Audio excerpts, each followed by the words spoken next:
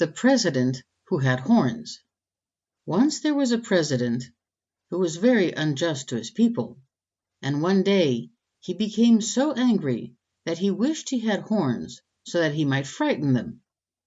No sooner had he made this rash wish than horns began to grow on his head. He sent for a barber, who came to his house to cut his hair, and as he worked, the president asked, "What do you see on my head?"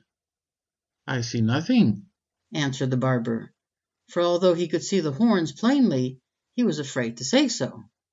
Soon, however, the president put up his hands and felt the horns, and then, when he inquired again, the barber told him that he had 2 horns.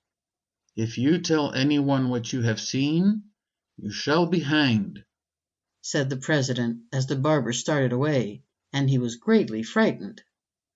When he reached home, the barber did not intend to tell anyone, for he was afraid.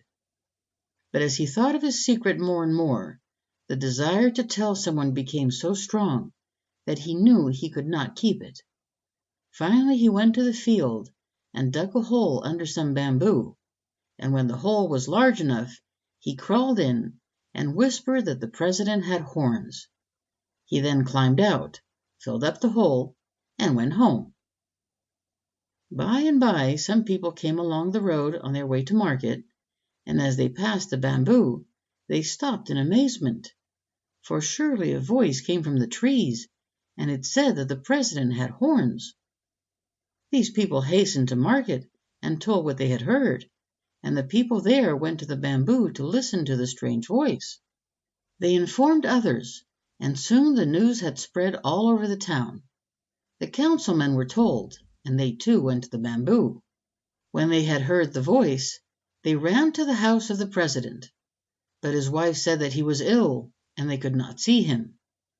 By this time, the horns had grown until they were 1 foot in length, and the president was so ashamed that he told his wife to tell the people that he could not talk. She told this to the councilmen when they came on the following day, but they replied that they must see him, for they had heard that he had horns, and if this were true, he had no right to govern the people. She refused to let them in, so they broke down the door.